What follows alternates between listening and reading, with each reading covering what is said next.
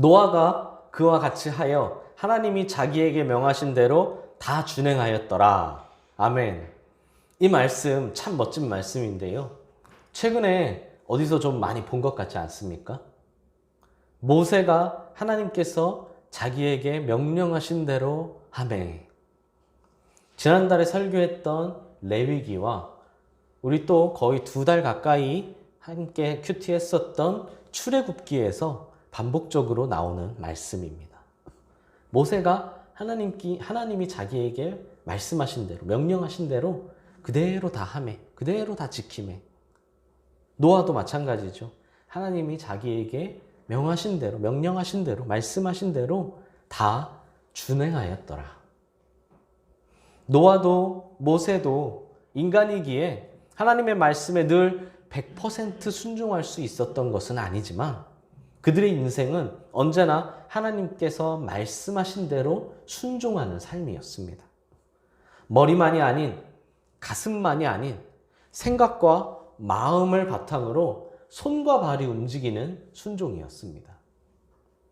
그들에게 하나님의 말씀은 언제나 1순위였기 때문이죠. 지난 아픔이나 상처보다, 내가 가진 문제나 현실보다, 내가 세운 계획이나 미래의 일보다 항상 하나님의 말씀이 최우선이었고 삶의 가장 중요한 목표이자 원동력이었습니다. 그들이라고 어려움이 없었던 것은 아니죠. 그들만 특별 대우받은 것은 아니라는 겁니다. 그들에겐 일반인들보다 더 특별한 계획이 주어졌으니, 더 특별한 사명이 주어졌으니 그들은 대우도 특별히 남달랐다. 이게 아니라는 거죠. 지난주에 말씀드렸다시피 그 누구도 폭풍우를 피할 수 없다고 했습니다. 맞고 싶어서 맞는 것이 아니라 그 폭풍우를 피할 수 있는 능력이 없어서 맞는 것이 아니라 언제 어디서든 갑자기 폭풍우가 내리기 때문에 맞을 수밖에 없는 거죠. 모세를 보십시오. 초강대국에서 노예가 된 백성을 맨몸으로 구출하는 것이 어찌 쉬운 일이겠습니까? 뭐 무기가 있나요? 군사가 있나요? 세력이 있나요? 바로와 조금 친분이 있다고 해서 바로와의 말싸움에서 이기면 되는 건가요? 애초에 한 나라를 상대로 한 개인이 승리한다는 것은 말도 안 되는 일이죠. 하지만 그보다 더 큰 문제는 패배의식에 찌들었던 이스라엘 백성들을 설득시키고 변화시키는 것이었습니다. 확실한 적보다 무서운 것이 어정쩡한 아군이기 때문이죠. 똘똘 뭉쳐도 될까 말까인데 사실 안 되는 일인데 똘똘 뭉칠 수조차 없으니 그게 어찌 쉬운 일이겠습니까? 은혜로 출애굽한 뒤에는 대자연과의 싸움이었습니다. 인간이 자연을 어떻게 이길 수 있습니까? 비가 오지 않아서 마실 물이 없는데 너무 햇빛이 쨍쨍해서 동물들조차 죽어가는데 밤에는 또 너무 추워서 견딜 수가 없는데 그 자연을 어떻게 이길 수 있겠습니까? 그런데 여기서도 더 큰 문제는 하나님을 끝까지 신뢰하지 못하는 백성들의 끝없는 불신과 불평이었습니다. 노아도 마찬가지죠. 하나님은 세상을 향한 심판 선언과 함께 방주를 만들라고 말씀하셨습니다. 이것이 13절 말씀이고요. 14절에서 16절까지는 방주의 설계도를, 17절에서는 심판의 방법을, 18절에서 21절까지는 구원의 약속과 해야 할 임무를, 그리고 마지막인 22절에서는 노아의 철저한 순종으로 방주가 완성되는 걸 볼 수 있습니다. 본문은 이렇게 간단하게 요약해서 설명했지만 과연 실제로도 이렇게 간단했겠느냐는 겁니다. 노아는 방주를 만들기 위해 사실 성경에 정확하게 연대를 계산할 수 있게 나와 있진 않아요. 하지만 적어도 최소한 100년 이상의 시간이 걸렸을 겁니다. 방주를 만드는데요. 1, 2일 혹은 1, 20년도 아니고 무려 100년이 넘는 시간 동안 사람들이 노아를 어떻게 생각하고 노아를 어떻게 대우했을까요? 성경에는 자세히는 안 나왔지만 하나님의 말씀을 지키기 위해 노아는 수많은 역경을 이겨내고 참아내야 했을 겁니다. 그러나 아까 말씀드렸다시피 노아와 모세는 언제나 하나님의 말씀대로 순종했죠. 머리나 가슴이 아닌 행동으로, 과거나 미래가 아닌 지금 순종했습니다. 그래서 노아가 될 수 있었고 모세가 될 수 있었죠. 만약 그들이 순종하지 않았다면 우리가 노아와 모세라는 사람을 알 수나 있었을까요? 만약 그들이 순종하지 않았다면 노아와 모세를 통하여 일하신 하나님의 놀라운 역사를 우리가 알 수 있었을까요? 노아가 아니면 다른 사람을 통해 하셨겠지. 모세가 아닌 다른 사람을 통해 하셨겠지. 모를 일입니다. 이 위대하고 놀라운 하나님의 계획은 그들의 순종을 통해 이루어졌다는 거죠. 모세는 80년이라는 시간을, 노아는 100년이 넘는 시간을 묵묵히 순종했기에 가능했습니다. 중요한 건 1년이든 50년이든 100년이든 그들의 순종은 항상 하나님의 말씀을 듣자마자였다는 겁니다. 듣자마자 순종하는 것이 절대 쉬운 일이 아닙니다. 모세도 마찬가지죠. 모세도 마찬가지지만 특히 노아는 아무리 하나님이 주신 사명이라지만 너무나 막막했을 겁니다. 어마어마하게 커다란 배를 혼자 만들어야 하는데 심지어 그 배에 뚜껑도 덮습니다. 이해도 잘 되지 않죠.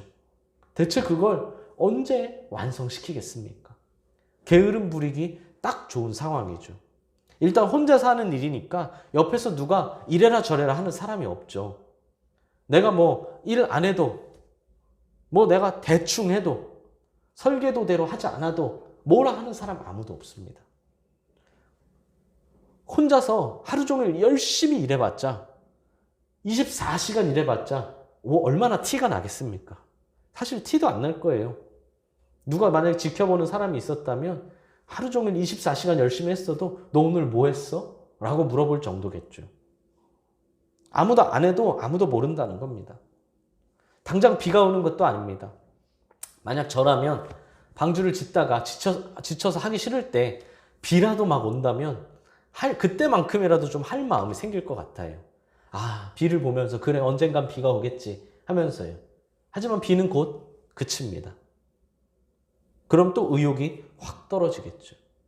대체 지금 내가 무슨 일을 하고 있는 건지 시도 때도 없이 마음이 수시로 허망해졌을 겁니다. 노아든 모세든 이왕 그렇게 놀라운 일을 맡기실 거라면 하나님이 직접 대형 여객선 하나쯤은 딱 보내주셔야 하는 것 아닌가요? 그래야 그 정도는 뭔가 보여야 노아든 모세든 하나님의 말씀에 더 철저히 더 확실하게 순종할 수 있지 않겠느냐는 겁니다. 그러나 성경을 보면 하나님은 그렇게 일하지 않으시죠. 택하신 사람에게 힘을 주시고 능력을 주시고 은혜를 주시되 그에게 많은 것들을 맡기십니다. 하나님을 의지함으로 이겨내게 하시고 하나님을 따름으로 승리하게 하시죠. 이걸 알고 있었던 노아와 모세는 그걸 알기에 말씀을 듣자마자 순종했었던 겁니다.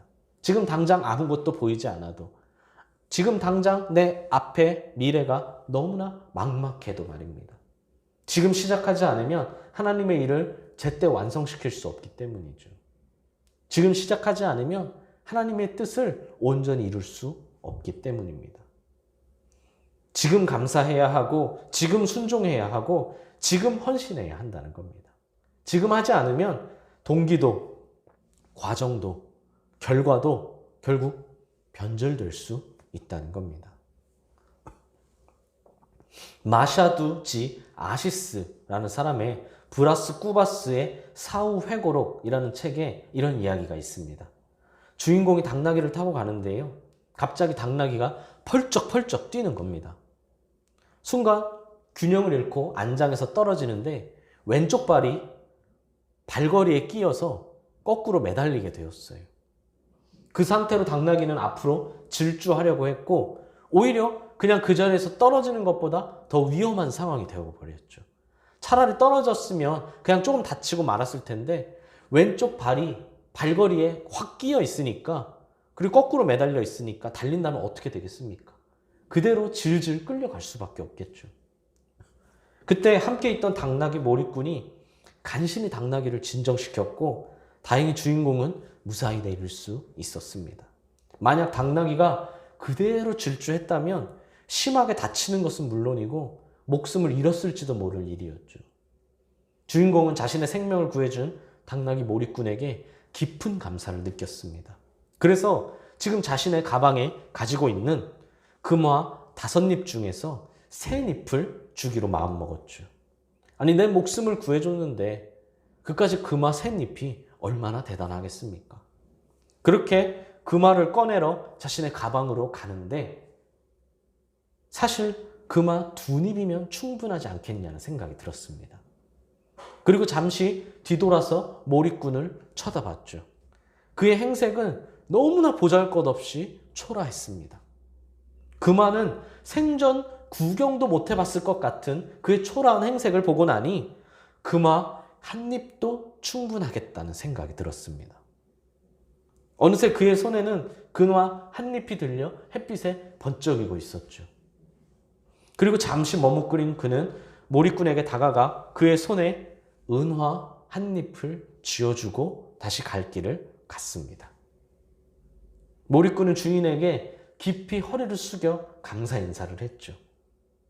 주인의 눈에 몰입꾼은 만족한 표정으로 보였어요. 역시 내 생각이 맞았다고 생각했죠. 금화를 주지 않고 은화를 준 것을 참 다행이라고 생각했습니다. 자신은 충분히 제대로 보상해줬다고. 어쩌면 나는 이 은화 한 입마저도 너무 많은 보상을 해준 게 아닐까라는 생각이 들었습니다. 그 순간 자신의 주머니에 있던 동화들이 짤그락거리며 만져졌습니다. 주인공은 은화가 아니라 동화를 주었으면 좋았겠다라는 생각이 들었습니다. 그리고 후회했죠. 몰입꾼은 그냥 자기 자신이 할 일을 했을 뿐인데 결국 주인공은 은화를 낭비한 자신의 행동을 후회했다고 합니다. 이야기를 듣고 어떤 생각이 드시나요? 물론 사람마다 받아들이는 생각이 다를 수는 있습니다. 하지만 은화를 준 행동은 과연 좋은 선택이었을까요? 아닐 겁니다. 왜 아닌가요? 은화가 아니라 동화를 줬어야 하는 건가요? 그것도 아닐 겁니다. 만약 그가 즉시 금화 3잎을 주었다면 결과는 어땠을까요? 아마 그는 후회하지 않았을 겁니다. 은화를 만지작대고 동화를 만지작대는 일은 없었을 거예요. 즉시 금화 3잎을 주었다면 금화 3잎을 손해본 건가요? 즉시 금화 3잎을 주지 않았기 때문에 금화 3잎을 아낄 수 있었던 건가요? 그렇게 생각한다면 큰 오산입니다. 결국 금화 3잎이 아니라 자신이 가진 전부를 잃어버리고 말 겁니다. 요즘 큐티하고 있는 사사기에서도 계속 반복되고 있지 않습니까? 당장은 편한 것 같아도, 당장은 좋은 것 같아도 타협하는 순간, 변하는 순간 결국 다 잃어버리게 된다는 겁니다. 그래서 무엇이든 지금 바로 시작해야 합니다. 하나님의 말씀이라면 더더욱 그렇습니다.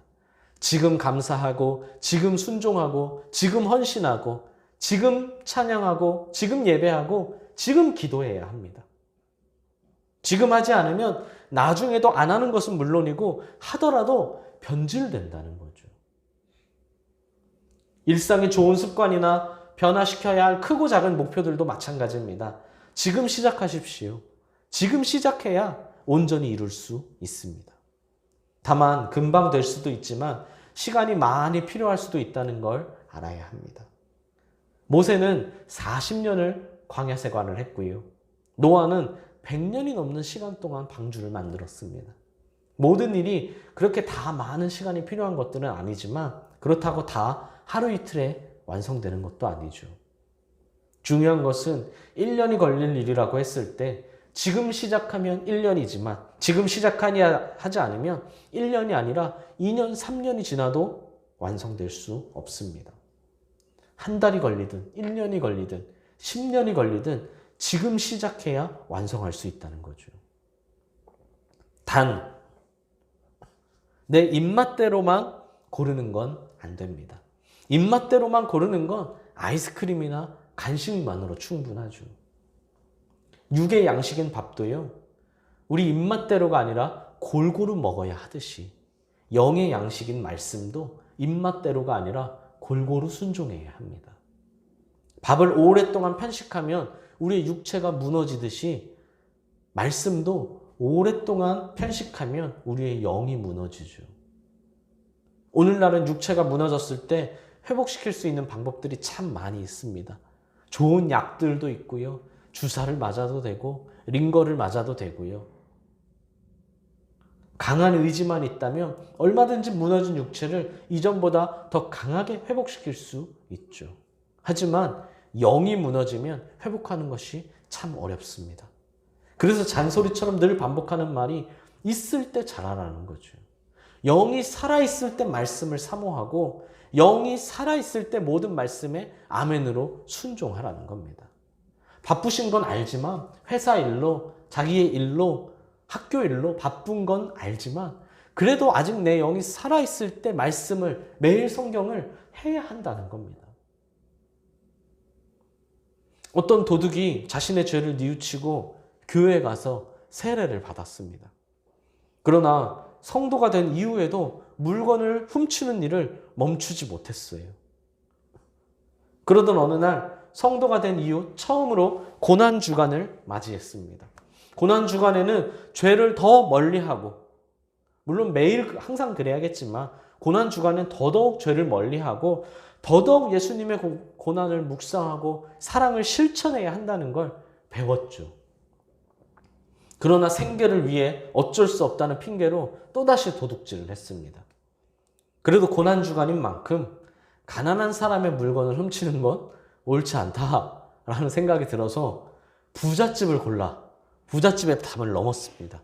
마침 마당에 있었던 한 사람을 발견했죠. 몰래 그 사람 뒤로 돌아가 칼을 들이대고 말했습니다.